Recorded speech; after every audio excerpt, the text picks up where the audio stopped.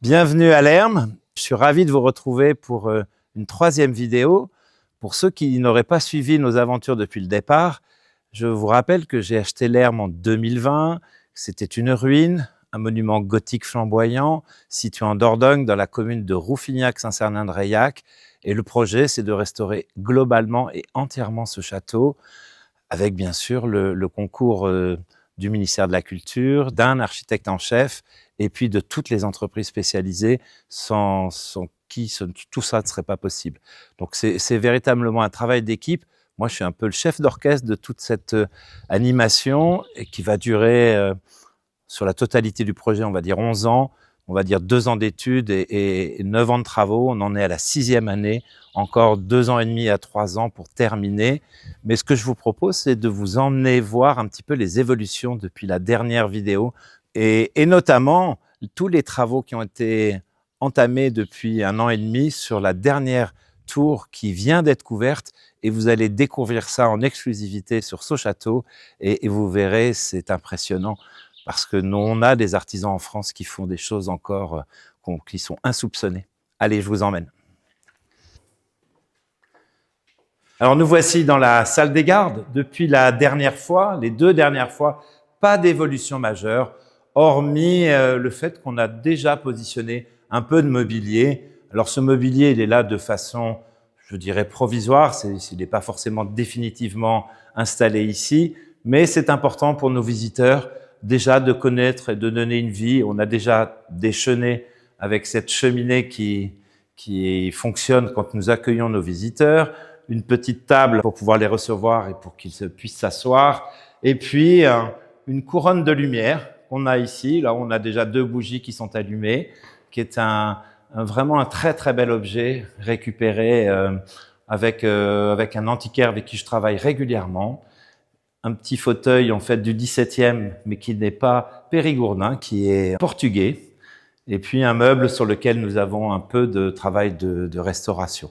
Mais voilà, on commence progressivement à mettre quelques mobiliers à Lerm pour donner un peu une vie, et puis surtout pour pouvoir en fait déjà imaginer ce que ça pourra être.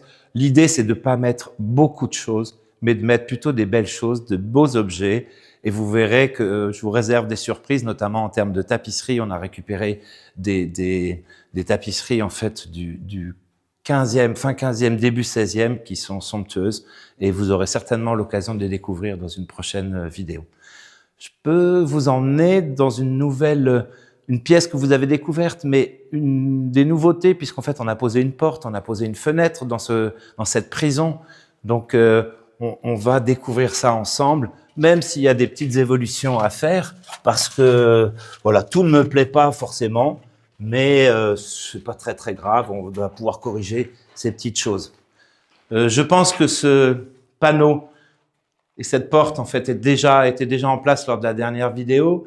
Ce qui est maintenant en place, il faut peut-être se retourner juste en face de moi. On a cette porte qui est vraiment très bien réalisé, mais il faut juste changer les ferronneries qui sont un peu d'une taille non adaptée pour ce type de monument. Je rappelle qu'ici, on est dans la prison.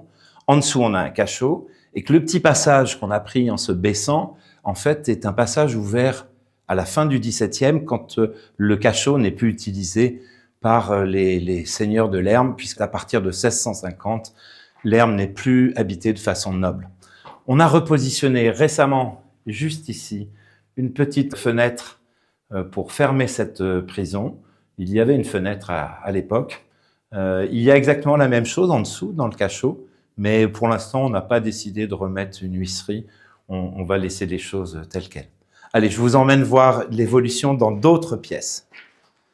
Alors, dans cet escalier en vis, il y a des nouveautés importantes, notamment toutes les huisseries qui viennent d'être posées à Lerm. Et d'ailleurs, on peut les remarquer, elles sont très simples, elles sont identiques à celles qu'on a dans la salle des gardes en bas, des volets en fait en châtaignier, un cadre en chêne, et puis vous voyez des modalités de fermeture qui sont très très simples. On ne peut pas trouver plus simple, et qu'on a repositionné en fait dans les trous qui étaient déjà en place préalablement. On a positionné la totalité des huisseries dans cette tour, hormis au dernier étage, où il nous manque encore 2 fenêtres à venir. On peut regarder aussi maintenant dans la salle de justice un peu de mobilier qu'on a posé, un dressoir ici, un dressoir de la deuxième partie du 15e, début 16e. Alors il y a eu des parties restaurées, mais ce qui m'intéresse, c'est toute la symbolique des dessins qui sont très proches de la cheminée gothique flamboyante que l'on a. Et vous retrouverez ici, je dirais, l'ensemble de ces motifs que vous retrouvez dans le style gothique flamboyant. Vous retrouverez sur les côtés les plis de serviettes. Et d'ailleurs, si vous faites attention, l'ensemble des volets ici sont décorés en fait avec des plis de serviettes. Et puis des choses que je trouve assez jolies, des fermetures, des ferronneries qui sont d'une finesse assez incroyable. Un rappel en fait de tout ce qui est la vigne dans ces 2 parties-là. Voilà, un joli meuble qui fonctionne ici et qu'on est heureux d'accueillir. Alors bien sûr, il faudra les déménager parce que les sols sont pas terminés, donc il faudra qu'on les bouge. Mais pour l'instant, j'ai plus d'endroit pour stocker du mobilier, donc je commence déjà à poser du mobilier dans l'herbe. Ici, c'est une table de la fin du 16e. La partie du bas a été reprise, mais c'est une table qui irait très très bien dans la chambre dans laquelle je vais vous amener, où on va retrouver exactement le même type de décor sur le mobilier. Il faut comprendre que jusqu'en fait au 16e, au 15e, le décor sur le bois est souvent similaire à celui qu'on retrouve sur la pierre. Ce qui explique que tout ce qu'on retrouve sur la cheminée, avec ces quadrilobes, ce type de dessin, on le retrouve également sur le mobilier de cette époque. Donc il y a une espèce d'intermédiation entre les travaux sur la pierre, les travaux sur le bois, et puis par la suite, les ébénistes vont arriver et vont développer des choses beaucoup plus sophistiquées. Mais il y a une proximité pendant très longtemps entre le travail de la pierre et le travail du bois. Peut-être en exclusivité pour vous, les spectateurs et amateurs de ce château, je vais vous montrer en fait des éléments qu'on a trouvés à Lermes dans la fosse des latrines qui a été fouillée, parce que la latrine sud a été fouillée, la latrine nord, les fosses à latrine nord, elles n'ont pas été fouillées, mais regardez ce qu'on a retrouvé dans ces éléments. D'abord, on retrouve des vitraux qui montrent qu'à Lermes, on avait des surfaces vitrées, donc la quasi-totalité des pièces. On a beaucoup d'éléments. Mais surtout, il y a des choses beaucoup plus jolies et assez incroyables. Regardez certains vitraux dans lesquels portaient des dessins. Ici, on a plutôt un angelot. Si on redescend un peu plus bas, on a un singe qui est quand même bien dessiné. On reconnaît facilement que c'est un singe. Ici, sur ce côté-là, on a un petit personnage et on a une colonne dorique, voilà, qu'on retrouve ici.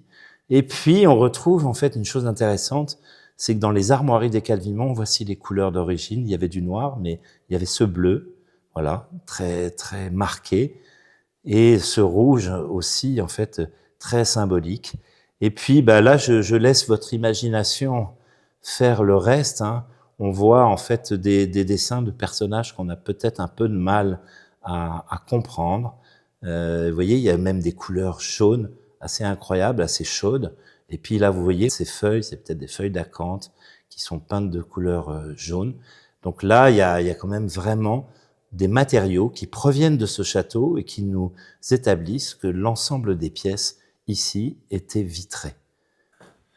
Alors, nous voici dans une des chambres, dans la partie du logis, la partie gauche du logis, parce que je vous rappelle que dans ces constructions de cette époque, la partie droite, c'est plutôt la partie où on reçoit les gens, la partie de gauche est plus privative.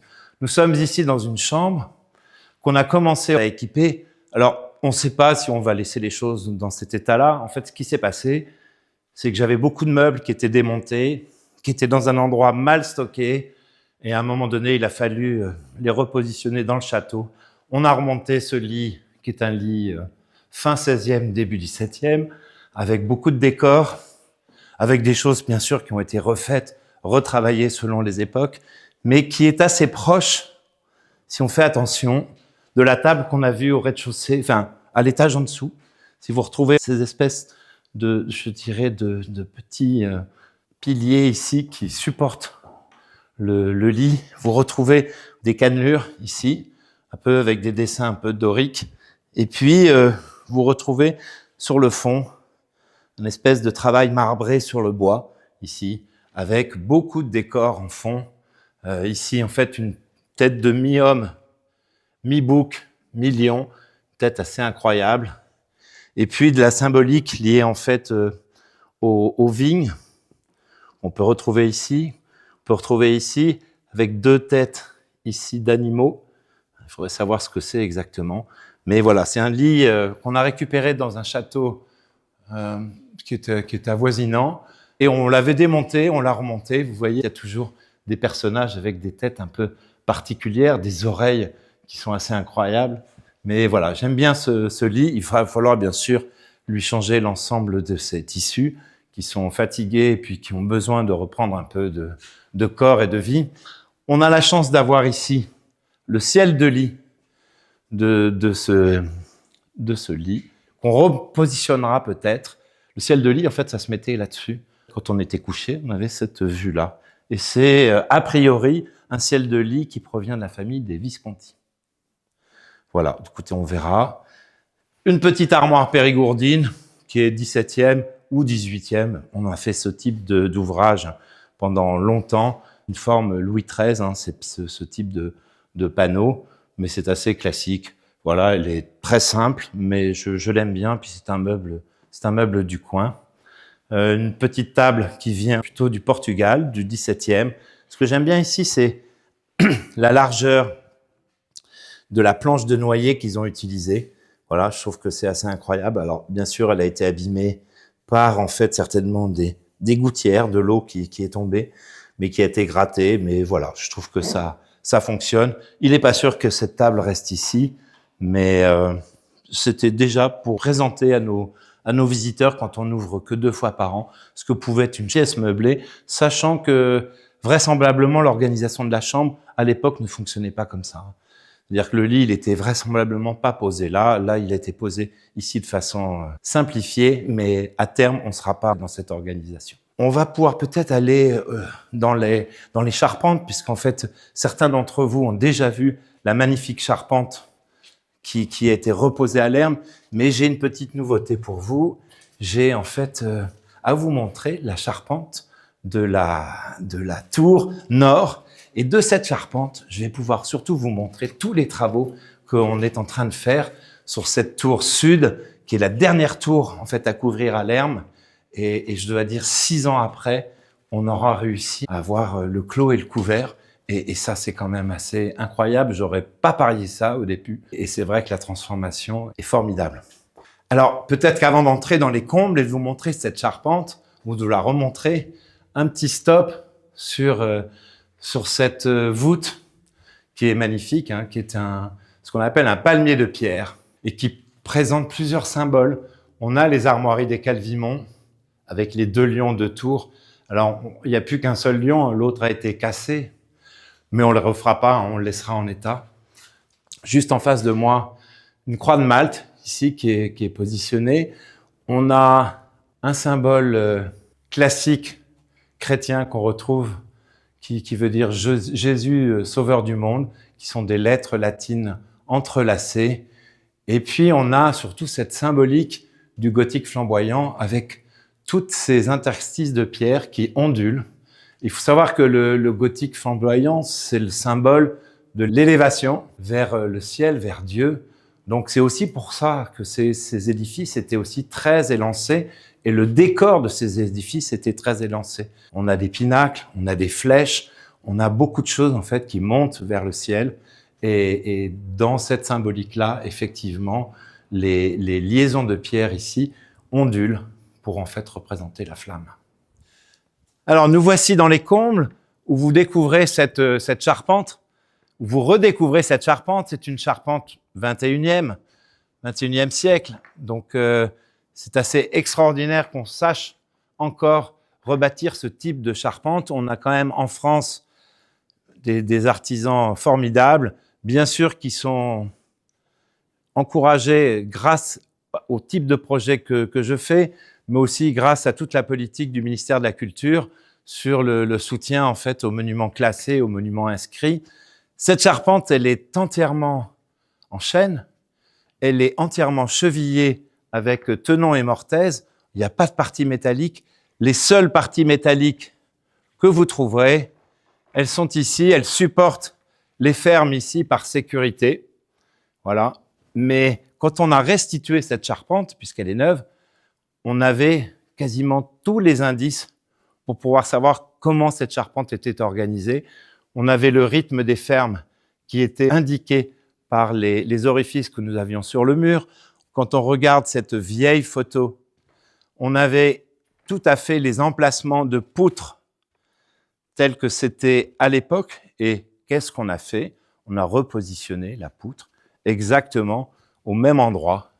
Et on a fait ça sur la totalité de ce conduit de cheminée qui, à l'intérieur de cette charpente, est ancien.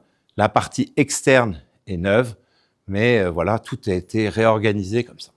La seule chose qu'on a pu déterminer, c'était très important, c'était la hauteur de cette charpente, grâce aux larmiers qui existaient en fait encore sur les conduits de cheminée. Les larmiers, ce sont ces petits morceaux de pierre qui protègent de la pluie quand il pleut et qui permettent en fait de permettre à la pluie de taper sur ces protections, là, vous voyez ici, et qui permettent après de tomber sur le toit.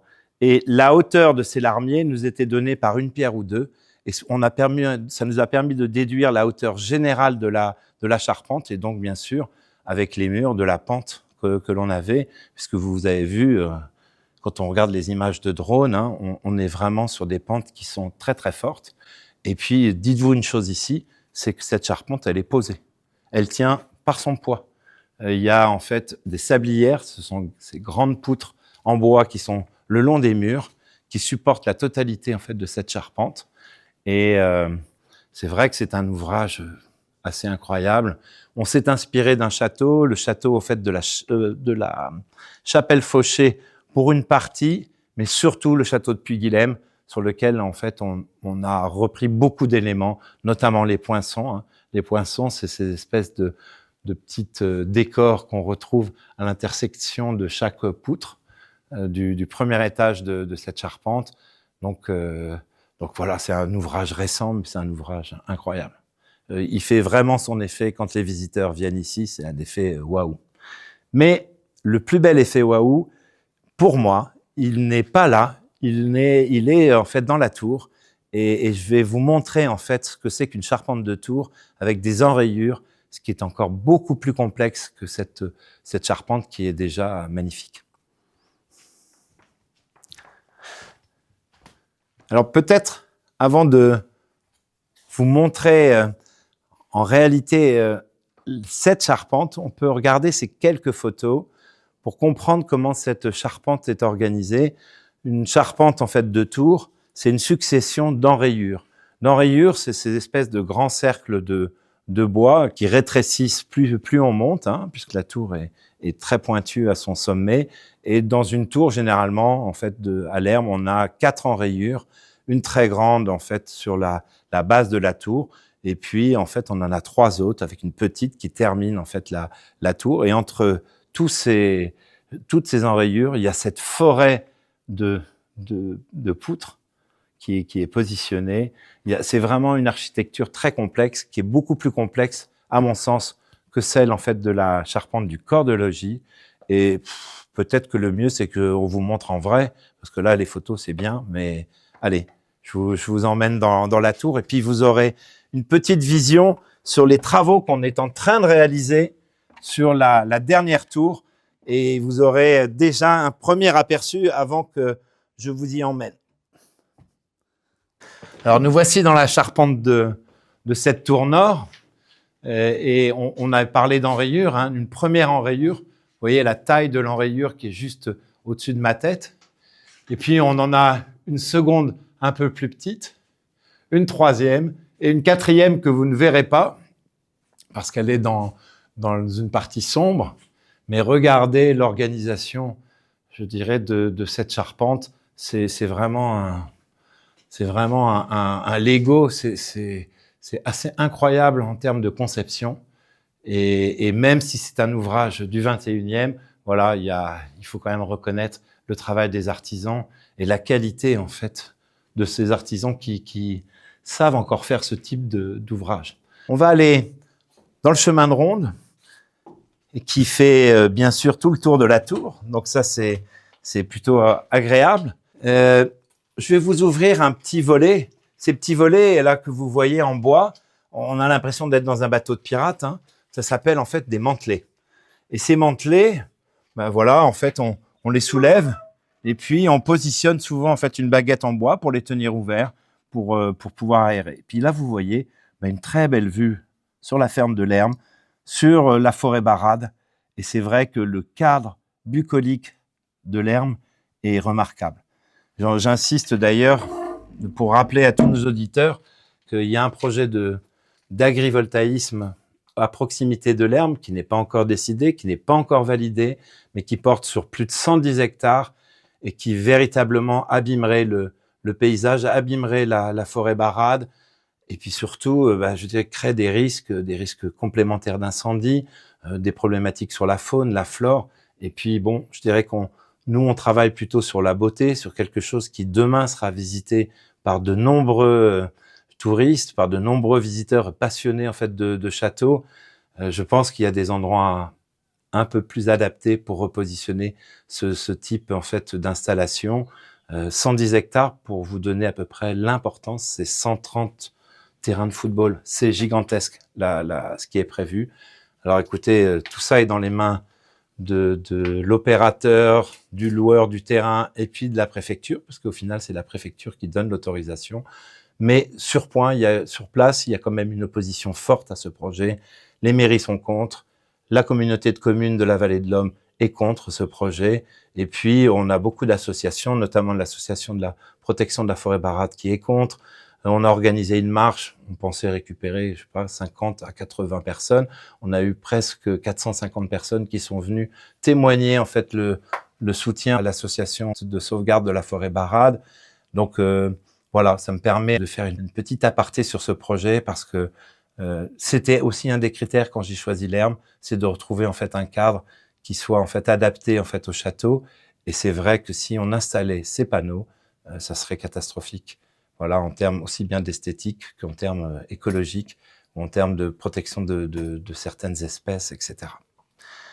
À suivre. Ce n'est pas rien n'est tranché, à suivre. Alors, peut-être qu'on peut, avant de quitter cette tour, vous montrer quelque chose sur lequel, en fait, bien sûr, vous aviez vu lors de la dernière vidéo les prémices de ces travaux. Et c'est quand même assez intéressant parce que, voilà, on a maintenant la tour avec la charpente, les corbeaux qui ont été remis, le mur parapet qui est repositionné. Il va falloir bien sûr le patiner hein, parce qu'il est un peu blanc. Mais quoi de mieux que de vous emmener directement dans cette tour pour que vous puissiez la découvrir. Alors, on se retrouve ici, là où nous avions démarré la seconde vidéo sur Lermes, sur la restauration de Lermes.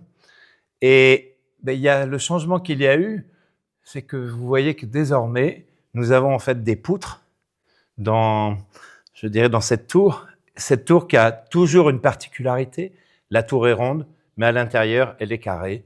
Et ça, c'est beaucoup plus pratique pour disposer des meubles. Et c'est un côté un petit peu moderne et qui marque aussi le côté renaissance de ce château de Lermes.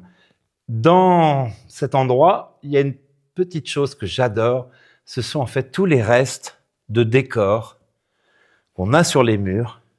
Ce sont des lignes rouges, comme des rectangles rouges, qu'on appelle des faux appareillages de pierre de taille.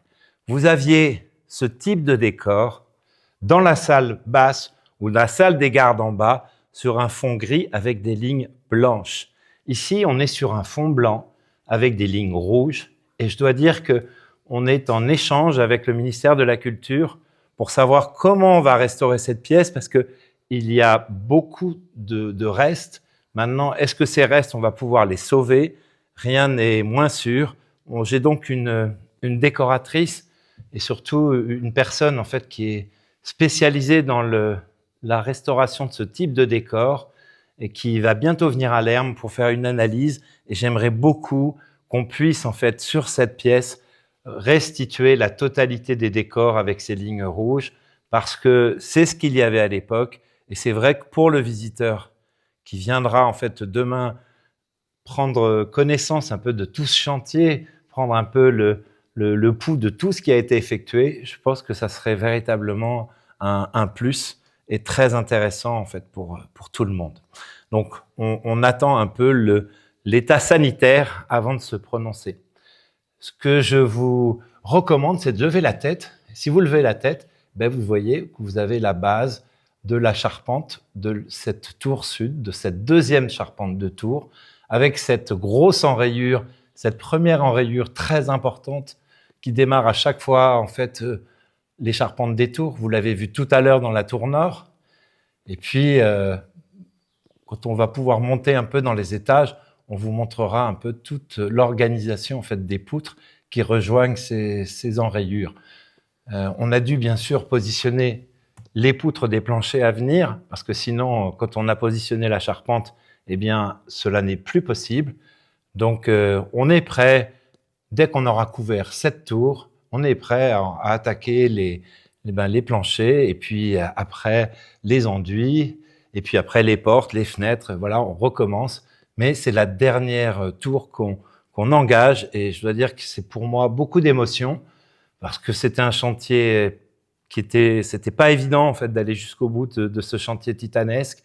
Et je sais maintenant que toute cette partie-là, bah, écoutez, on va réussir en fait à la terminer grâce en fait au ministère de la Culture, bien sûr, grâce à la Fondation du Patrimoine, grâce aussi à des mécènes hein, qui ont fait des dons sur le site de la Fondation du Patrimoine, grâce bien sûr à mon investissement personnel qui est très significatif dans ce projet, et puis grâce surtout en fait aux entreprises et à l'architecte et l'ensemble des partenaires de ce projet incroyable, mais tellement passionnant. On pourrait peut-être monter de 2 étages et vous montrer ce que c'est que voilà cette forêt de poutres qui constitue cette charpente, et vous aurez une très très belle vision en fait des travaux qui sont en cours. Allez, je pars pour 2 étages supplémentaires. Alors nous voici au sommet de la tour et je vais vous montrer un peu par quelle étape on démarre pour restaurer cette tour. Vous voyez ici, on a 3 pierres. 1, 2, 3. La pierre d'origine et celle-ci. Toutes les autres sont neuves. Au départ, on pensait garder 20% en fait des corbeaux à Lerm. Au final, on en a gardé 4 ou 5, mais pas pour cent, hein, en nombre. Donc, un corbeau, c'est 3 pierres. 1, 2, 3. Pas très difficile, ils étaient en place, on les a défaits, on les a remis. Jusque-là, pas très compliqué.